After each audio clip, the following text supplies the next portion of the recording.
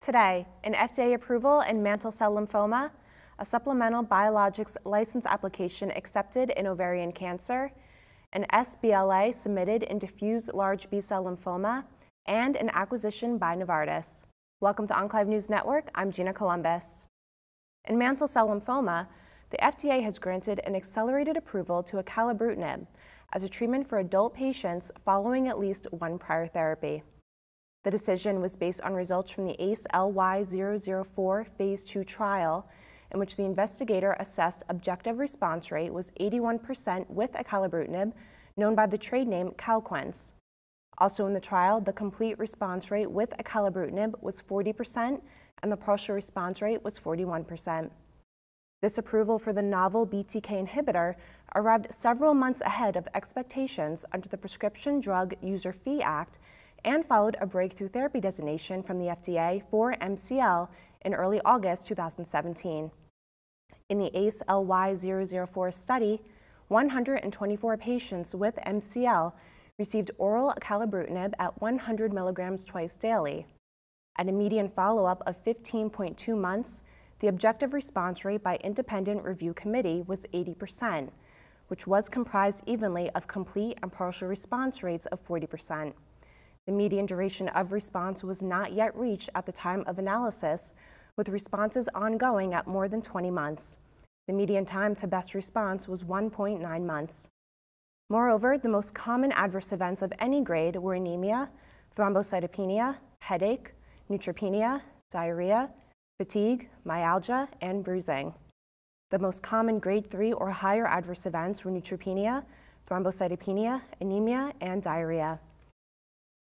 The FDA has accepted a supplemental biologics license application for bevacizumab, the first-line treatment of advanced ovarian cancer. If approved, the new indication would make frontline bevacizumab available in combination with carboplatin and paclitaxel, followed by bevacizumab alone for women with advanced epithelial ovarian, fallopian tube, or primary peritoneal cancer. The application is based on findings from the pivotal, multicenter, randomized, double-blind, placebo-controlled Phase 3 GOG-0218 trial. In the study, women with treatment-naive stage 3-4 ovarian cancer were randomly assigned to chemotherapy alone with AUC6 carboplatin and 175 milligrams per square meter of paclitaxel bevacizumab initiation from cycle 2 through 7, or bevacizumab combined with chemotherapy, followed by bevacizumab alone, starting at cycle 2 and continuing throughout the study. Bevacizumab was administered at 15 milligrams per kilogram every 3 weeks. Women assigned to the bevacizumab continuation group for a total duration of 22 cycles had a median progression-free survival of 18.2 months versus 12 months in women who received chemotherapy alone. Genentech, the manufacturer of bevacizumab, said adverse events in the trial were consistent with those seen in previous bevacizumab studies. The FDA is expected to make a decision on the application by June 25, 2018. In diffuse large B-cell lymphoma, a supplemental biologics license application was filed with the FDA to expand the indication for tisagenlecleucel to include adults with relapsed refractory disease who are ineligible for autologous stem cell transplant. The FDA granted a breakthrough therapy designation for the chimeric antigen receptor T-cell therapy in this population in April 2017. Tisagenlecleucel was initially approved by the FDA in August 2017 for the treatment of children and adults up to age 25 with B-cell precursor acute lymphoblastic leukemia, which made it the first CAR T-cell therapy approved for use in the United States. The sBLA is based on results from the global multicenter Phase 2 Juliet study, in which tisagenlecleucel was associated with an objective response rate of 59% in 51 patients with DLBCL at a median follow-up of 3.7 months. 43% of patients had a complete response and 16% achieved a partial response. Moreover, 79% of patients who demonstrated a complete or partial response at 3 months remained relapse-free at 6 months. The median duration of response was not reached. Approximately 1/4 of patients experienced disease progression. Novartis announced a planned $3.9 billion acquisition of Advanced Accelerator Applications, or AAA, which is a radiopharmaceutical company that develops, produces, and commercializes molecular nuclear medicines. AAA manufactures Lutathera, which is a first-in-class radioligand therapy product for neuroendocrine tumors. The European Union approved Lutathera for the treatment of unresectable or metastatic, progressive, well-differentiated, somatostatin receptor-positive gastroenteropancreatic neuroendocrine tumors in September.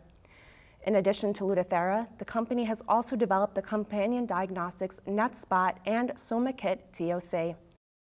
AAA's board of directors has already approved a memorandum of understanding stating that Novartis will make a cash offer of $41 per ordinary share of AAA and $82 per American depositary share, each representing 2 ordinary shares, subject to certain conditions. This offer values the company at $3.9 billion. Novartis plans to fund the deal through external short and long-term debt.